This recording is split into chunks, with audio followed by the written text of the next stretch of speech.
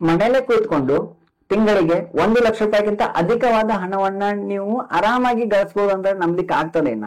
ನಂಬ್ಲಿಕ್ಕೆ ಆಗೋದಿಲ್ಲ ಅಲ್ಲ. Doctor, lawyer, engineer, professionally ಕೆಲಸ ಮಾಡುವಂತಹ IT ಕಂಪನಿಯ ಕೆಲಸ ಮಾಡೋರು, ಗೌರ್ಮೆಂಟ್ ಜಾಬ್ ಕೆಲಸ ಮಾಡೋರಿಗೆ ತಿಂಗಳಿಗೆ 1 ಲಕ್ಷ ರೂಪಾಯಿ ಗಳಿಸ್ಬೇಕಂತಂದ್ರೆ ಆಗ್ಲಿಕ್ಕತ್ತಿಲ್ಲ. ಅಂತದ್ರೊಳಗಡೆ ಮನೆಯಲ್ಲೇ ಕೂತ್ಕೊಂಡು ತಿಂಗಳಿಗೆ 1 ಲಕ್ಷ ರೂಪಾಯಿ ಹಣನ ಆರಾಮಾಗಿ ಗಳಿಸಬಹುದು ಅಂತಂದ್ರೆ ಯಾರಿಗ್ ನಂಬ್ಲಿಕ್ಕೆ ಆಗ್ತದ? ಯಾರಿಗೂ ಆಗೋದಿಲ್ಲ.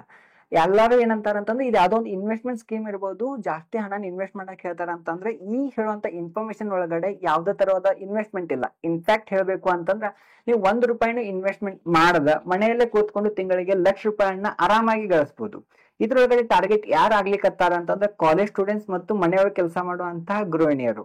ಇವ್ರದ್ದು ಏನದ ಅಂತಂದ್ರೆ ಪಾಪ ಮನೆಯೊಳಗೆ ಕೆಲಸ ಮಾಡ್ದ ಗೃಹಿಣಿಯರು ಏನಿದಾರ, ಮನೆಯೊಳಗೆ ಹೆಂಗೋ ಖಾಲಿ ಅದೀನಿ, ಸ್ವಲ್ಪ ಕೆಲಸ ಮಾಡಿ ಹಣ ಬಂತು ಅಂತಂದ್ರೆ ಇದರಿಂದ ನನ್ನ ಫ್ಯಾಮಿಲಿ ಹೆಲ್ಪ್ ಆಗ್ತದ ಅನ್ನೋ ಆಸೆ ಅದ. ಕಾಲೇಜ್ ಸ್ಟೂಡೆಂಟ್ಸ್ ಹೆಂಗದ ಅಂತಂದ್ರೆ ನನ್ನ ತಂದೆ ತಾಯಿ ಮೇಲೆ ಯಾಕೆ ಬರ್ಡನ್ ಆಗ್ಲಿ, ನನ್ನ ಅಮೌಂಟ್ ನಾನೇ ಗಳಿಸಬಹುದು ಅಂತ ಸ್ವಲ್ಪ ಪಾರ್ಟ್ ಟೈಮ್ ಜಾಬ್ ನ ಹುಡುಕ್ಲಿಕ್ಕತ್ತಾರ. ಇಂಥವ್ರನ್ನ ಟಾರ್ಗೆಟ್ ಮಾಡಿ ಮನೆಯಲ್ಲೇ ಕೂತ್ಕೊಂಡು ತಿಂಗಳಿಗೆ 1 ಲಕ್ಷ ರೂಪಾಯಿಗಿಂತ ಅಧಿಕವಾದ ಹಣವನ್ನ ಗಳಿಸಬಹುದು ಅಂತ ನೀವು ಕೆಲವೊಂದಷ್ಟು ಸೋಷಿಯಲ್ ಮೀಡಿಯಾದೊಳಗಡೆ ಅಡ್ವರ್ಟೈಸ್ ನೀವು ಈಗಾಗಲೇ ನೋಡಿರ್ತೀರಿ. ಇದ್ರ ಕೆಲವೊಂದಷ್ಟು ಒಳ್ಳೆಯವು ಅದಾವ, ಕೆಲವೊಂದಷ್ಟು ಸ್ಕ್ಯಾಮ್ ಅದಾವ. ಸೊ ಯಾವ್ದು ಸ್ಕ್ಯಾಮ್ ಯಾವ್ದು ಒಳ್ಳೇದಂತ ತಿಳ್ಕೊಳ್ಳೋದು ಬಹಳ ಇಂಪಾರ್ಟೆಂಟ್ ಆಗ್ತದೆ. ಇವತ್ತಿನ ಈ ವಿಡಿಯೋದೊಳಗಡೆ ನೀವು ಯಾವುದೇ ಇನ್ವೆಸ್ಟ್ಮೆಂಟ್ ಇಲ್ಲದೆ ತಿಂಗಳಿಗೆ 1 ಲಕ್ಷ ರೂಪಾಯಿನ ಯಾವ ತರ ಗಳಿಸಬಹುದು ಅನ್ನೋ ಕಂಪ್ಲೀಟ್ ಡೀಟೇಲ್ಸ್ ಅನ್ನ ಇವತ್ತಿನ ಈ ವಿಡಿಯೋದಲ್ಲಿ ಕೊಡಾಕತ್ತೇವೆ. ನೀವು ಇನ್ನೂವರೆಗೂ ನಮ್ಮ ಚಾನೆಲ್ ನ ಸಬ್ಸ್ಕ್ರೈಬ್ ಮಾಡಿಲ್ಲ ಅಂತ ದಯವಿಟ್ಟು ಸಬ್ಸ್ಕ್ರೈಬ್ ಮಾಡಿ. ಯಾವುದೇ ಇನ್ವೆಸ್ಟ್ಮೆಂಟ್ ಇಲ್ಲ, ಯಾವ್ದೇ ತರದ ಕೆಲಸ ಇಲ್ಲ, ನನ್ ಕಡೆ ಯಾವ್ದೇ ಸ್ಕಿಲ್ ಇಲ್ಲ ಅಂದ್ರೂ ಕೂಡ 1 ಲಕ್ಷ ರೂಪಾಯಿ ಯಾವ ತರ ಗಳಿಸಬಹುದು ಅಂತಂದ್ರ, ಎಕ್ಸಾಂಪಲ್ ನಿಮ್ಗೆ ಹೇಳ್ಬೇಕು ಅಂತಂದ್ರ, ನಿಮ್ ಹತ್ರ 3 ಮನೆ ಅದಾವ ಅಂತಂದ್ರ ಇದ್ರೊಳಗೆ 1 ಮನೆಯೊಳಗೆ ನೀವು ವಾಸವದರಿ, 2 ಮನೆ ನೀವು ಬಾಡಿಗೆ ಕೊಡ್ತೀರಿ, ತಿಂಗಳ ನಿಮ್ ಬಾಡಿಗೆ ಬರ್ತದ. ಇದ್ರಿಂದ ನೀವು ಹಣ ಗಳಿಸಬಹುದು ಅನ್ನೋ ನಮ್ಗೆ ಎಲ್ಲರಿಗೂ ಗೊತ್ತದ. ಅದೇ ಪ್ರಕಾರ ಈಗ ಮಾರ್ಕೆಟ್ ಒಳಗಡೆ ಏನ್ ನಡ್ಲಿಕ್ಕತ್ತದ ಅಂತಂದ್ರೆ ನಿಮ್ ಹತ್ರ ಇರುವಂತಹ ಬ್ಯಾಂಕ್ ಅಕೌಂಟ್ ನ ನಮಗ್ ಬಾಡಿಗೆ ಕೊಡಿ, ತಿಂಗಳಿಗೆ ನಿಮ್ಗೆ ಹತ್ರ ರೆಂಟ್ ಕೊಡ್ತೀವಿ ಅಂತ ಜನ ಹೇಳಿಕತ್ತಾರ. ಇದನ್ನ ನಂಬಿ ಸ್ವಲ್ಪ ಜನ ಬ್ಯಾಂಕ್ ಅಕೌಂಟ್ ಎಲ್ಲ ಕೊಟ್ರೆ ಏನ್ ಆಗ್ತದ ಅಂತ ಕೊಡ್ಲಿಕ್ಕತ್ತಾರ. ಇನ್ನೊಂದು ಸ್ವಲ್ಪ ಏನ್ ಆಗ್ಬೋದು ಅಂತಂದ್ರ, ನಿಮ್ಗೇನೋ ಹಣದ ಅವಶ್ಯಕತೆ ಅದ, ಯಾರ ಹತ್ರ ಕೇಳಾಕ್ ಹೋದಾಗ ಜನ ಏನ್ ಹೇಳ್ತದ, ಅಡ ಇಡಾಕ್ ನಿನ್ ಕಡೆ ಏನದ ಅಂತ ಕೇಳ್ತಿದ್ರು. ಇಲ್ಲಿವರೆಗೂ ಚಿನ್ನ ಇಡ್ತಿದ್ರು, ಗಾಡಿ ಇಡ್ತಿದ್ರು, ಏನೋ ಬೆಲೆ ಬಾಳುವ ವಸ್ತುಗಳನ್ನ ಅಡ ಇಡ್ತಿದ್ರು. ಆದ್ರೆ ಇನ್ನು ಮುಂದೆ ಜನ ನಿಮ್ಮ ಬ್ಯಾಂಕ್ ಅಕೌಂಟ್ ಅನ್ನ ನಮ್ ಕಡೆ ಅಡ ಇಡು ಅಂತ ಕೇಳುವಂತಹ ಪರಿಸ್ಥಿತಿ ಬರ್ಲಿಕ್ಕತ್ತದ. ಯಾಕಂತಂದ್ರ ನಿಮ್ಮ ಬ್ಯಾಂಕ್ ಅಕೌಂಟ್ ನ ಯೂಸ್ ಮಾಡ್ಕೊಂಡು ಸ್ವಲ್ಪ ಜನ ಸ್ಕ್ಯಾಮ್ ಮಾಡ್ಲಿಕ್ಕತ್ತಾರ. ಅದರ ಪರವಾಗಿ ಅವ್ರು ನಿಮಗೆ ಏನ್ ಮಾಡ್ಲಿಕ್ಕತ್ತಾರ ಅಂತ ತಿಂಗಳಿಗೆ ಒಂದಿಷ್ಟು ಅಮೌಂಟ್ ಅನ್ನು ಕೊಡ್ತಾರೆ. ಇದು ಇಂಡೈರೆಕ್ಟ್ಲಿ ಏನಂತಂದ್ರೆ ನಿಮ್ಮ ಬ್ಯಾಂಕ್ ಅಕೌಂಟ್ ಅನ್ನ ಬಾಡಿಗೆ ತಗೊಂಡ್ ಹೊಂಟಾರ. ಇದೇನಾದ್ರು ನಿಮ್ಗೆ ಗೊತ್ತಾಗ್ಲಿಲ್ಲ ಅಂತಂದ್ರೆ ಮುಂದ್ ಆಗುವಂತ ದೊಡ್ಡ ಅನಾಹುತಗಳಿಗೆ ನೀವು ಬಲಿ ಆಗ್ತೇರಿ. ಯಾರನ್ನ ಜಾಸ್ತಿ ಟಾರ್ಗೆಟ್ ಮಾಡಿದಾರ ಅಂತಂದ್ರ ಕಾಲೇಜ್ ಹೋಗುವಂತ ಸ್ಟೂಡೆಂಟ್ಸ್, ಮನೆ ಖಾಲಿ ಇರುವಂತಹ ವ್ಯಕ್ತಿಗಳು, ಮಿಡಲ್ ಕ್ಲಾಸ್ ವ್ಯಕ್ತಿಗಳು, ಇವನ್ನೆಲ್ಲ ಹೆಂಗ್ ಟಾರ್ಗೆಟ್ ಮಾಡ್ಲಿಕ್ಕಂತಂದ್ರೆ ನೀವು ರಾತ್ರಿ ರೀಚ್ ಆಗ್ಬೋದು. ನೀವ್ ಏನು ಕೆಲಸ ಮಾಡೋದಿಲ್ಲ, ನಿಮ್ಗೆ ಯಾವ್ದೋ ಸ್ಕಿಲ್ ನೆಸಸರಿ ಇಲ್ಲ, ನಿಮ್ಮ ಜಸ್ಟ್ ಬ್ಯಾಂಕ್ ಅಕೌಂಟ್ ನಮಗ್ ಕೋಡ್ ಅಂತ ಹೇಳಕತ್ತಾರ. ಇನ್ಫ್ಯಾಕ್ಟ್ ಇನ್ನೊಂದ್ ಸ್ವಲ್ಪ ಮುಂದ್ ಹೋಗಿ ಹೆಂಗ್ ಹೇಳಕತ್ತಾರ, ನಿಮ್ ಪಾರ್ಟ್ ಟೈಮ್ ಜಾಬ್ ಆಪರ್ಚುನಿಟಿ ಅದ, ವರ್ಕ್ ಫ್ರಮ್ ಹೋಮ್ ಅದ, ನಿಮ್ ಮನೆಯೊಳಗೆ ಕೂತ್ಕೊಂಡು ಆರಾಮಾಗಿ ಗಳಿಸಬಹುದು. ಸಿಂಪಲ್ ಕೆಲಸ ಅದ. ನಾವು ನಿಮ್ಗೆ ಕೆಲವೊಂದಷ್ಟು ಅಕೌಂಟ್ಗಳನ್ನ ಕೊಡ್ತೀವಿ.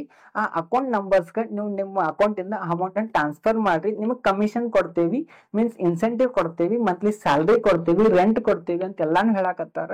ಯಾರಿಗ್ ಬ್ಯಾಡ್ ಆಗ್ತದ? ಮನೆಯೊಳಗೆ ಕೂತ್ಕೊಂಡು ಕೆಲವೊಂದಷ್ಟು ಅಕೌಂಟ್ಗಳು ಹಣ ಹಾಕೋದ್ರಿಂದ ನನಗೆ ಹಣ ಬರ್ತದ ಅಂತಂದ್ರೆ ಯಾರು ಬ್ಯಾಡ್ ಅಂತಾರ? ಈ ತರದ ಕ್ವಿಕ್ ಮನಿ ಏನದ, ರಾತ್ರಿ ರೀಚ್ ಆಗ್ಬೇಕು, ಓವರ್ ನೈಟ್ ರೀಚ್ ಆಗ್ಬೇಕು ಅನ್ನೋ ಆಸೆ ಕೆಲವೊಂದಷ್ಟು ಜನ ಬಿದ್ದು ಸ್ಕ್ಯಾಮಿಗ್ ಒಳಗಾಗಕತ್ತಾರ. ಇವ್ರು ಯಾವ ತರ ಸ್ಕ್ಯಾಮಿಗ್ ಒಳಗಾಗಕತ್ತಾರ ಅಂತಂದ್ರ ನೀವೆಲ್ಲಾ ನೋಡಿರ್ಬೋದು. ಈಗ ರೀಸೆಂಟ್ ಆಗಿ ಸಾಕಷ್ಟು ಸ್ಕ್ಯಾಮ್ಗಳು ಆಗಕತ್ತಾವ. ಸ್ಕ್ಯಾಮ್ಗಳದ್ದು ಒಂದು ಕಾಮನ್ ಏನದ ಅಂತಂದ್ರೆ ನಮ್ಮ ಬ್ಯಾಂಕ್ ಅಕೌಂಟ್ ಇಂದ ಅಮೌಂಟ್ ಟ್ರಾನ್ಸ್ಫರ್ ಆಗಿ ಇನ್ನೊಂದು ಬ್ಯಾಂಕ್ ಅಕೌಂಟಿಗೆ ಹೋಗಾಕತ್ತದ ಸ್ಕ್ಯಾಮ್ ಮೂಲಕ. ಯಾರು OTP ಕೇಳಾಕತ್ತಾರ, ನಮ್ ಮೊಬೈಲ್ ಒಳಗೆ ಯಾವ್ದೋ ಒಂದು ಅಪ್ಲಿಕೇಶನ್ ಇನ್ಸ್ಟಾಲ್ ಆಗ್ಯದ, ನಮ್ಮ ಮೊಬೈಲ್ ಹ್ಯಾಕ್ ಆಗ್ಯದ ಅಂದ್ರೆ ಏನ್ ಆದ್ರೂ ಕೂಡ ಒಂದು ಕಾಮನ್ ಏನ್ ಆಗ್ತದ ಅಂತಂದ್ರೆ ನಮ್ಮ ಬ್ಯಾಂಕ್ ಒಳಗಿರುವಂತ ಅಮೌಂಟ್ ಅದು ಬೇರೆ ಕಡೆ ಹೋಗ್ತದ. ಕರೆಕ್ಟಾ? ಎಲ್ಲಿ ಹೋಗಾಕತ್ತದ ಅಂತ ತಿಳ್ಕೋದು ಇಂಪಾರ್ಟೆಂಟ್ ಅದ, ಯಾವ ಅಕೌಂಟಿಗೆ ಹೋಗಾಕತ್ತದ ಅಂತ ತಿಳ್ಕೋದು ಇಂಪಾರ್ಟೆಂಟ್ ಅದ. ಇದಕ್ಕೆ ಯಾವ್ದೋ ಒಂದು ಅಕೌಂಟ್ ಬೇಕಲ್ಲ, ಆ ಅಕೌಂಟ್ ನಾಳೆ ನಿಮ್ ಅಕೌಂಟ್ ಆಗಿರ್ಬೋದು, ಅಥವಾ ನಿಮ್ ಮನೆಯೊಳಗಿರುವಂತ ಯಾರ್ದಾದ್ರೂ ಅಕೌಂಟ್ ಆಗಿರ್ಬೋದು, ನಿಮ್ ಸುತ್ತಮುತ್ತ ಇರುವಂತ ಯಾರ್ದಾದ್ರೂ ಅಕೌಂಟ್ ಆಗಿರ್ಬೋದು. ನಾಳೆ ಏನೋ ದೊಡ್ಡ ಇನ್ವೆಸ್ಟಿಗೇಷನ್ ಆದ್ರೂ ಕೂಡ ಸಿಕ್ ಬೀಳೋರು ಯಾರು ಅಂತಂದ್ರೆ ಆ ಅಕೌಂಟ್ ಯಾರು ಹೋಲ್ಡ್ ಮಾಡ್ತಾರ ಅವ್ರು ಸಿಕ್ ಬೀಳ್ತಾರ, ಹೊರತು ಈ ಸ್ಕ್ಯಾಮ್ ಮಾಡಿದವ್ರು ಸಿಕ್ ಬೀಳೋದಿಲ್ಲ. ಸೊ ಹಿಂಗಾಗಿ ಏನಾಗ್ಯದ ಅಂತಂದ್ರೆ ಈಗ ಸಾಕಷ್ಟು ಸ್ಕ್ಯಾಮ್ಗಳು ಆಗಾಕತ್ತಾವಲ್ಲ, ಇವರೆಲ್ಲಾರು ಅಕೌಂಟ್ ಅನ್ನ ಬಾಡಿಗೆ ತಗೊಂಡು ಯೂಸ್ ಮಾಡ್ಲಿಕ್ಕತ್ತಾರ. ಎಕ್ಸಾಂಪಲ್ ಹೇಳ್ಬೇಕು ಅಂತಂದ್ರೆ ಸ್ವಲ್ಪ ದಿನದಿಂದ ನಾವು ಡಿಜಿಟಲ್ ಅರೆಸ್ಟ್ ಅಂತ ಕೇಳ್ಲಿಕ್ಕತ್ತಿದ್ವಲ್ಲ, ಯಾರನ್ನ ಒಬ್ಬರು ಡಿಜಿಟಲಿ ಅರೆಸ್ಟ್ ಮಾಡ್ತಾರ, ನಾವು ಪೊಲೀಸರು ಅದೇವಿ ಅಂತ ಅವ್ರನ್ನ ಅಂಜಿಸ್ತಾರ, ನಿಮ್ ಹುಡುಗ ಕಿಡ್ನಾಪ್ ಆಗಿದಾನ, ಏನೋ ಒಂದು ತಪ್ಪು ಮಾಡಿದ ಅಣ್ಣ ಅಂತ ಹೇಳಿ ಈ ಕೇಸನ್ನ ಕುಲ್ಲಾ ಮಾಡ್ಬೇಕಂತ ನೀವು ನಮಗೆ ಸ್ವಲ್ಪ ಅಮೌಂಟ್ ಅನ್ನು ಕಳ್ಸ ಅಂತ ಹೇಳ್ತಿದ್ರು. ನಾವು ಯಾವ್ದೋ ಒಂದು ಬ್ಯಾಂಕ್ ಅಕೌಂಟ್ ಕೊಡ್ತಿದ್ರು, ಅದಕ್ಕೆ ಕಳಿಸ್ತಿದ್ವಿ. ಅದಾದ್ಮೇಲೆ ಗೊತ್ತಾಗ್ತದೆ ಇದು ನಮ್ ಜೊತೆ ಸ್ಕ್ಯಾಮ್ ಆಗ್ಯದ ಅಂತ ಹೇಳಿ ನಾವು ಪೊಲೀಸಿಗೆ ಕಂಪ್ಲೇಂಟ್ ಕೊಡ್ತಿದ್ವಿ, ಸೈಬರ್ ಕ್ರೈಮ್ ಹೋಗ್ತಿದ್ವಿ. ಎಲ್ಲಾನು ಮಾಡಿದ್ರು ಕೂಡ ಕೆಲವೊಂದ್ಸಲ ಯಾರ್ ಸ್ಕ್ಯಾಮ್ ಮಾಡ್ಯಾನೋ ಸಿಗ್ತಿರ್ಲಿಲ್ಲ. ಆದ್ರೆ ಈಗ ಯಾರು ಸಿಕ್ ಬೀಳ್ಲಿಕ್ಕತ್ತಾರ ಅಂತಂದ್ರೆ ಯಾರ ಬ್ಯಾಂಕ್ ಅಕೌಂಟ್ ಯೂಸ್ ಆಗ್ಯದ ಅವ್ರು ಸಿಕ್ ಬೀಳ್ಲಿಕ್ಕತ್ತಾರ. ಅವ್ರದೇನ್ ತಪ್ಪದ, ಅವ್ರ ಇನ್ನೋಸೆಂಟ್ ಅದಾರ. ಅವ್ರ ಯಾರೋ ಒಬ್ಬರಿಗೆ ಬ್ಯಾಂಕ್ ಅಕೌಂಟ್ ಅನ್ನ ಬಾಡಿಗೆ ಕೊಟ್ಟಾರ. ಅರೆ ಬಾಡಿಗೆ ಕೊಡೋದೇನ್ ತಪ್ಪದ? ಈಗ ಇನ್ನೊಂದ್ 2 ಮನಿ ಅದ, ಒಂದ್ ಮನಿ ಬಾಡಿಗೆ ಕೊಟ್ಟೇನಿ, ಒಂದ್ ಮನಿ ಒಳಗ್ ನಾವು ವಾಸು ಇರ್ತೇನಿ. ಆ ಮನಿ ಒಳಗ್ ಬಂದಿರೋರು ಯಾವ ತರ ಅದಾರ ನನಗೇನ್ ಗೊತ್ತದ? ಆ ತರ ನೋಡಕ್ ಹೋದಾಗ ನಾ ಬ್ಯಾಂಕ್ ಅಕೌಂಟ್ ಬಾಡಿಗೆ ಕೊಟ್ರೆ ಏನ್ ತಪ್ಪದ ಅಂತ ಜನ ಕ್ವಶನ್ ಕೇಳ್ಬೋದು. ಹೌದು ತಪ್ಪದ. ಯಾಕಂತಂದ್ರ ಅವ್ರೇನ್ ಮಾಡ್ಲಿಕ್ಕೆ ಅಂತ ಎಲ್ಲೋ ಒಂದ್ ಕಡೆ ಇಲ್ಲಿಗಲ್ ಟ್ರಾನ್ಸಾಕ್ಷನ್ ಆಗಿರುವಂತ ಅಮೌಂಟ್ ಅನ್ನ, ಮನಿ ಲಾಂಡ್ರಿಂಗ್ ಅಮೌಂಟ್ ಅನ್ನ ಅಥವಾ ಸ್ಕ್ಯಾಮ್ ಆಗಿರುವಂತ ಅಮೌಂಟ್ ಅನ್ನ ನಿಮ್ ಅಕೌಂಟ್ ಒಳಗೆ ಹಾಕ್ತಾರ. ಅಲ್ಲಿಂದ 4-5 ಅಕೌಂಟಿಗೆ ಟ್ರಾನ್ಸ್ಫರ್ ಮಾಡಿಸ್ತಾರ. ಅಲ್ಲಿಂದ ಮತ್ತೆ 4 ಅಕೌಂಟಿಗೆ ಟ್ರಾನ್ಸ್ಫರ್ ಮಾಡ್ತಾರೆ. ಇದರಿಂದ ಏನ್ ಆಗ್ತದ ಅಂತಂದ್ರೆ ಅದನ್ನ ಟ್ರ್ಯಾಕ್ ಮಾಡೋದು ಅಷ್ಟೊಂದು ಈಸಿ ಆಗೋದಿಲ್ಲ, ಪೊಲೀಸರಿಗೂ ತಲೆನೋವು ಆಗ್ತದ. ಇದನ್ನ ಉಳಿಬೇಕು ಅಂತಂದ್ರೆ ಈ ತರದ ಸ್ಕ್ಯಾಮ್ಗಳಿಗೆ ನಾವು ಬಚಾವ್ ಆಗ್ಬೇಕು ಅಂತ ನಮ್ಮನ್ನ ನಾವು ಎಜುಕೇಟ್ ಮಾಡ್ಕೊಳ್ಳೋದು ಬಹಳ ಇಂಪಾರ್ಟೆಂಟ್ ಅದ.